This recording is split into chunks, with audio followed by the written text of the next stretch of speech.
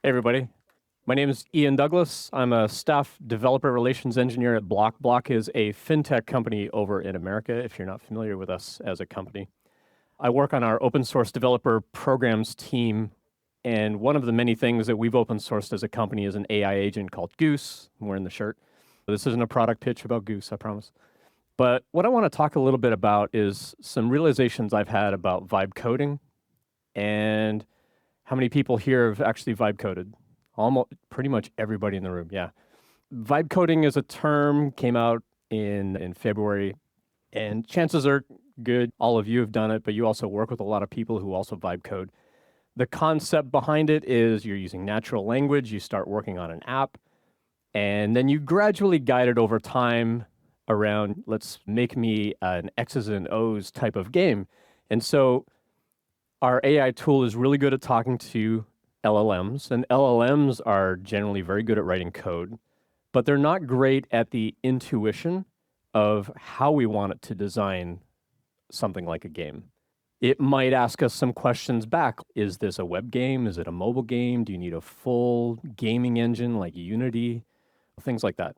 And the LLM might come up with a few graphic elements, depending on how it thinks it should interpret what you want it to do. And then it'll go and write a bunch of code. And as the vibe code developer, you're like, yeah, okay, that's okay. But what if I wanted this to be like sci-fi themed, or better yet, let's make it holiday themed. Halloween's coming up. So let's swap out the X's and O's for something like pumpkins and bats. And oops, wrong way. And so the AI will go through and it'll generate some new images. But then maybe you come up with the realization that, hey, two players have to be on the same computer to play this game. So let's make it multiplayer. And the idea here is gradually over time, you're refining the idea. So you want it to be multiplayer. So now the LLM has to figure out, okay, you probably want WebSockets for that. And then you think in order to connect to that game, maybe the two players have to enter a game ID together if we want multiple games running at the same time, and the LLM will go and make some changes. And then, oh, I know, what if the first two players to enter a code get to play the game, but if anybody else enters that code, they get to watch the game. And so then the LLM has to figure all of that out. And maybe then we want our players to log in so that they can track their wins and losses over time. And the LLM, again, has to go through and figure out how to do all of these things. The problem with this approach is that behind the scenes, the AI tools and the LLMs are communicating a ton. There's a lot going on back and forth. And if you need to make new images, those images use a bunch of tokens. Whether you want to change the code, the AI agent has to typically send big blocks of code or entire files of code to the LLM, again, to give it the context around what it is you want it to do or what you've instructed it to do, but then also make inference about what it thinks you want to do. And meanwhile, your context window is getting bigger and bigger because this conversation is cumulative, it grows over time, and the LLM is stateless. It doesn't remember one connection to the next. And so the AI tool has to keep sending all this stuff over and over. And if that context window gets too large, then you start, as you've heard from other talks today, it starts to forget things, maybe from the beginning of the conversation, which in our case maybe isn't a bad thing because we're evolving our game over time. And so if it loses some of the initial ideas about the game, maybe that's not so bad. But yeah, this was me vibe coding. I had started my day, so this is me vibe coding on my birthday. And I started the day doing a little bit of work with Gemini Pro. And then I'm like, you know what? I got the day off. I always take my birthday off as a holiday. And I thought, you know what? I'm just going to vibe code for the day. I had an idea for a project. And so it started building it. But I forgot to turn off Gemini Pro. So 10 hours of vibe coding later, I got this bill. And yeah, don't tell my wife. Gemini Pro made some really nice code. Don't get me wrong. But that's somebody's salary. Right? If I were to pay that every day for this idea of vibe coding. And so this particular point isn't necessarily new, but it's been used in newer ideas around the idea of prompt engineering or context engineering. And this is an anagram that I've seen called RICE, and it's helped people improve how they do. You've heard other speakers today talk about this, where you give AI a role, you give it some instructions, you give it some context, and then you give it expectations. And the idea here is you're telling it, here's the high-level idea that I have, here's some other information that you need to know, and then for the expectation, you talk about the outcome that you want. And this has been really helpful for people to refine their ideas. Again, because we're front loading a lot of the work onto us as opposed to the LLM trying to figure out what we want it to do. The LLM's not a mind reader. It can only do based on the math of how the LLM was trained and the training data. And so this particular anagram we see breaks down into these. And you might have heard other variations of this, and I've seen several other talks where this broke out into 6 or 8 different steps as well. Quick segue, who here's got kids? Yeah. A handful, about half the room. So I've got 2 teenagers at home, and if I tell them, go clean your room, they have a pretty good idea what to do now. But when they were little, if I said, hey, I want you to go clean your room, they don't know what that means. When they're 5, 6 years old, they don't know what that means. They're going to go fumble around a little bit, and next thing you know, they get distracted and they're playing with their toys instead of putting them away. AI can act the same way. They're only as good as the training data. Like I said, now my kids are teenagers. I've shared my expectations with them when I say go clean your room. They know what that means. And the reason that this is interesting too, and I had a good conversation with someone here at the conference on LinkedIn about the idea of just everyday language to explain things like how AI agents work. And go clean your room was actually the example that we talked about. The idea here, though, is because not all LLMs are good at all things.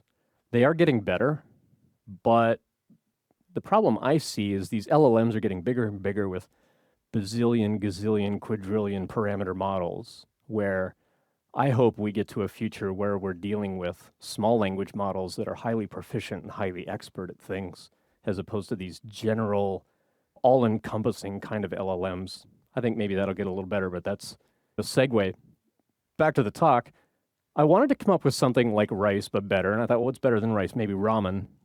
But I couldn't think of how to pack this idea of vibe prompting into a clever anagram. If anybody here is more clever than me, love to chat. But I wanted to take the idea of rice and think about how can we make this better. And so to start out with, what if when we talk about give AI a role, what if instead of saying you're a software engineer, what if we gave it a team of personas?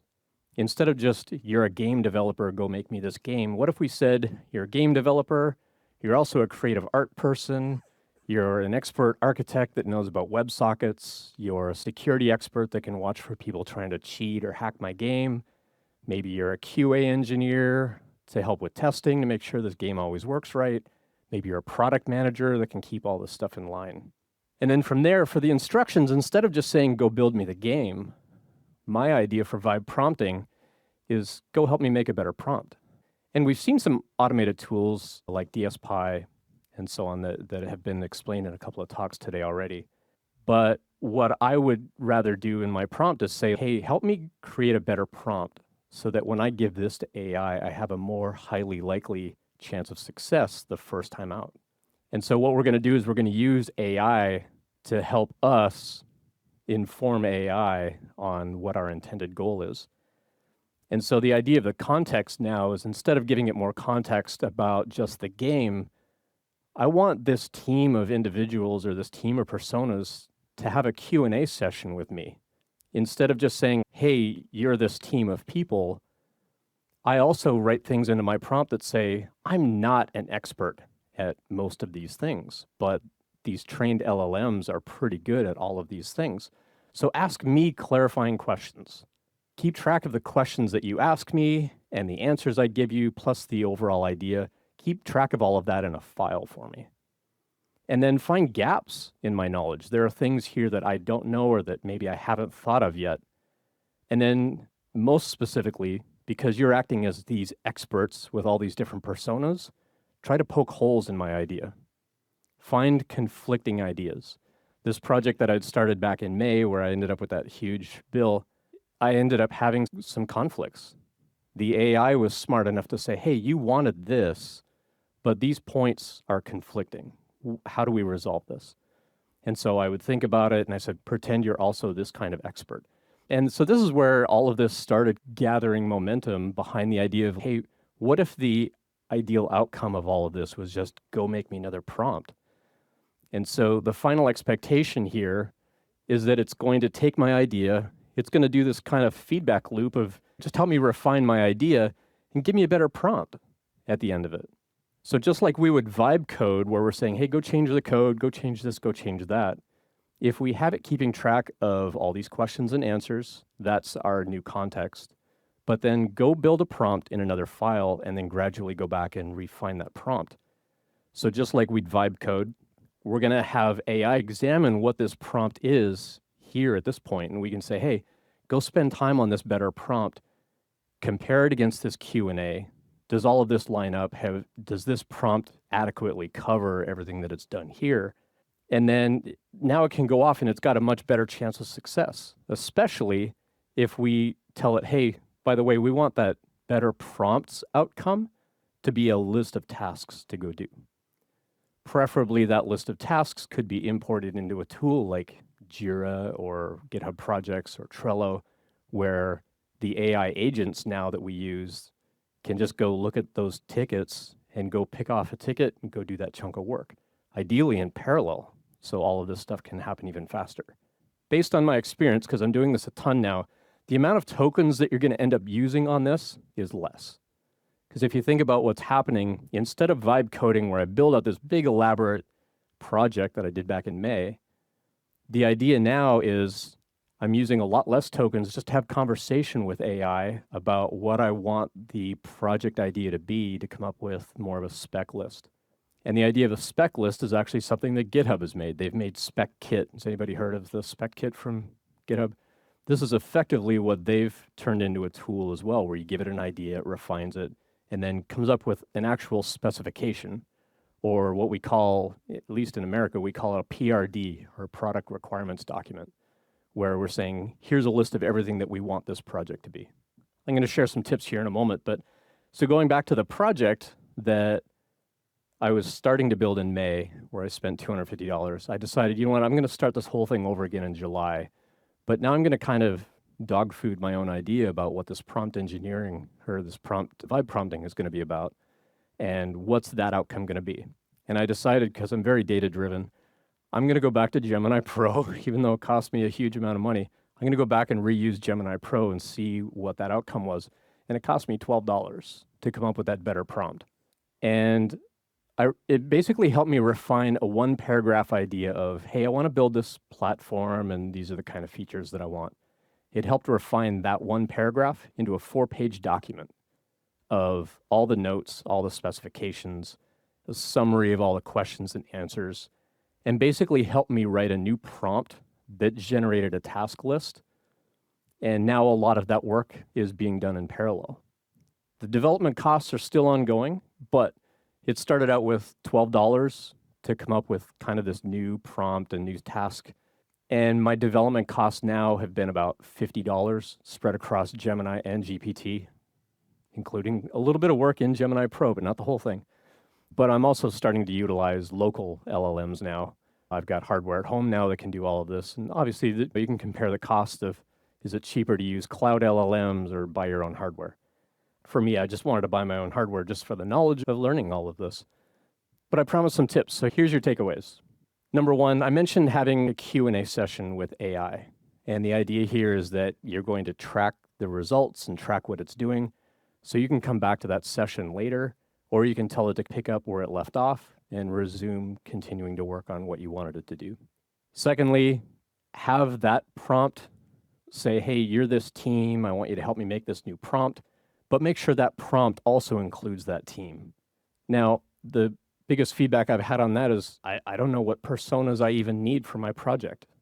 It's a great time to ask AI and say, if I was going to start a new company to go build X, aside from like executive leadership, what would be the first 5 or 6 roles I should hire? And AI is going to tell you those expert personas. And now you can feed that back in and say, okay, that's my team now. For number 3, have it store that prompt. And again, we're vibe coding effectively on that prompt outcome and circulating that back through the feedback that I had on that other diagram. And then 4th is ideally the goal of that prompt is to output that task list so that number 5, you can do all of that in parallel work. The tool that we open source at Block called Goose, it's a free open source AI agent. It's also an MCP client. And we have a notion of what we call sub-agents. And so it's its own AI agent, but it can go out and launch parallel tasks. And it's its own interface. It's a fun little interface. Oh, it doesn't show up there because it's on the wrong screen. Is it going to allow me to drag that over? Probably not. If you're interested in seeing it, I've got information on the last slide for it. But the idea now is it can go do all of this work in parallel. And then finally, track your own success with this. What works for me may not work for you, but if you can take this idea and kind of track what worked about this process, have your own feedback loop, and then iterate on that. Just like the idea of vibe prompting, you're going to iterate on this whole idea of what I call, or instead of vibe coding, iterate on what I'm calling vibe prompting. So here's a QR code if you want to grab my slide deck. It's got all my speaker notes in there as well. I'm online pretty much everywhere as Ian Douglas 736. I've got more contact info in the slide deck. And if you do want to check out Goose, it's block.github.io/Goose. Again, it's free. We support all the major platforms, both in desktop and CLI format. And you can use any LLM that you want. And so we don't tie you to an IDE. We don't tie you to an LLM. You're welcome to use whatever you like. And I've had really good success with the idea of vibe prompting, not just in Goose, but also using tools like Cursor and GitHub Copilot and so on. I've had really good experience just on the idea of refining my prompt to make my prompt better, to have a better outcome. So now the first time that it goes and it builds everything that I want to do, it's got a higher chance of success. There's less refactoring, and my total overall cost has gone down dramatically. So I mentioned a couple of slides back when I was doing this back in May, I've spent about $50 or so on the development, and that development is probably 2/3 of the way through that task list, where my vibe coding back in May, I got through maybe 10% of it, and I spent $250. Now I'm about 2/3 of the way through, and I've spent a fraction of that amount of money. So these are some tips that I've found have been really helpful as far as coming up with the idea of making better prompts. Yes, there are automated tools like DSPy and so on that can help with some of this in a more programmatic fashion. But if you're used to more of the old school style prompting of just chatting with your AI agent, I found these tips really helpful. Cool. Thank you so much, Ian. And we have a chance to have a quick discussion about vibe coding, vibe engineering, vibe programming. So yeah, we're open for your questions. I see the first one. I'll repeat the question so it gets recorded. Ian, you said you would use your own machine and have local LLMs. Yep. Just help us. Which particular LLMs do you use on your local machine? So the question is, now that I'm running my own hardware, which LLMs am I running on there? Thank you.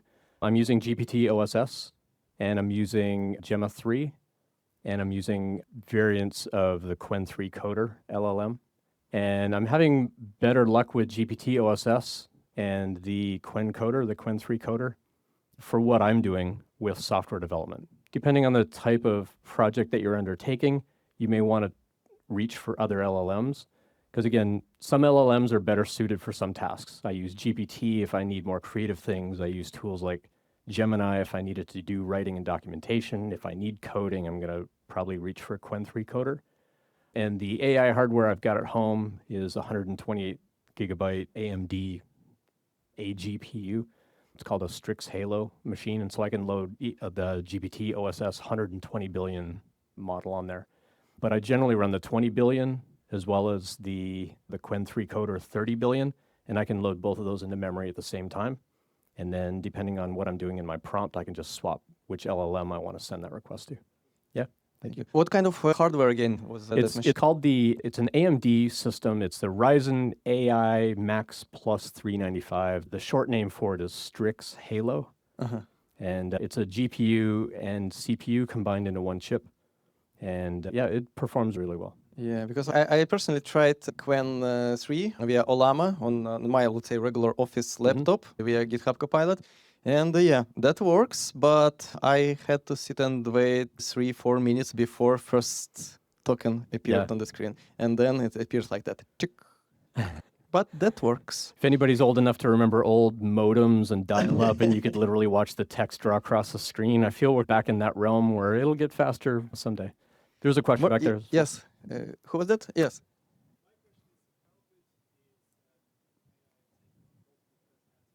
So the question is, how good is AI at taking in better or multiple personalities in the first place? As long as you're keeping that initial set fairly small and fairly scoped, Again, it depends on the LLM that you're using to have that conversation with and whether it's well trained for those personas, again, depending on the type of project that you're taking on. And what I've found is, because using Goose, let me see if I can get Goose into that interface over here so you can see it. One thing that I like about this tool, you can do, this isn't unique to Goose, you can do this in other tools. It's not gonna drag over there, is you can actually swap which LLM that you're doing. And so what I've typically done is I'll have the same conversation across multiple LLMs and combine all of that and say, hey, in that refinement step that I walked through on one of these slides, this one here, where you're taking that idea and refining it, is part of this refinement is I'll sometimes swap out my LLM. So as it's going back and looking through that idea and thinking through that idea, I'll be like, okay, I need more creative aspect to this as far as like how I want the CSS on my project to look. So I'm going to switch over to GPT because it's going to be way better at that than Qwen 3. But when I need to do like the deep architecture and the deep coding, I'm going to swap that LLM back over to Qwen 3 and have it analyze and reprocess and go through this refinement and then have that outcome. Yeah, so And, could you repeat the question, yeah, please? so the follow-up was, could you give each persona to each LLM? Again, it depends on how well trained that LLM is at a particular task. Like I said, I tend to reach for GPT if I need more creative things. You can also play with that temperature setting as well if you want it more creative or less creative. But again, some LLMs are going to be better. So yeah, GPT might be better for a marketing, creative side of things, where if you need more coding-based things, I would reach for more of a coding model for that. Yeah, one at the back. Yeah, so the question is, we've gone from a prompt into a list of tasks, and we put that into something like Jira or something to actually track those tickets or GitHub projects. How do we then tell the AI agent to go access that? The short answer on that for me is MCP.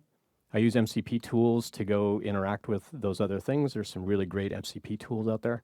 And so I would have those hooked into my AI agent to be able to go access those. And then I can say, hey, go work on story 12, go build it. If you have questions, ask me, but go analyze this. Here's the documentation to get started. And it can go do that stuff in the background. Yeah. Yes. Awesome. Thanks for the questions, everyone. Anyone else? We have time for one last question. Yes, please, Don. Yeah, thank you. I think one of the really insightful things in your presentation, and brilliant presentation, I thought, was you almost as an afterthought mid-conversation, you said that in the future, you think that one open LLM will be produced with a whole bunch of specialists. And I thought, so the question was, in your opinion, do you think that will help accuracy and lower hallucination? And then the second thing that I was going to say was, surely, because I, as a Luddite, I don't really want to have to remember 20 different specialist names. Right. So you'd still need an AI piece, wouldn't you, to really take your still pretty vague prompt and then say, I'll get my friends to help you. Correct. Yeah. So the answer on both of those is yes, the short answer. I really hope that if we can move to more of an LLM router kind of thing where our initial request goes through an LLM router where it can take apart and go, okay, this part of the request is about coding, this part's about images, and then it knows how to go talk to different LLMs for each part of that and then consolidate that together. I hope that we can get to that in the not too distant future. I have seen some projects and tooling to kind of get that started.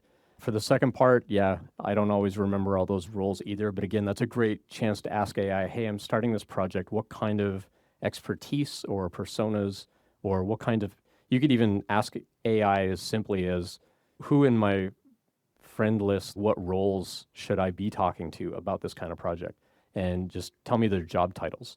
And now you've got a list of personas that you can then feed back into that loop and say, okay, now as this kind of expert, go reanalyze all of this and help refine that outcome.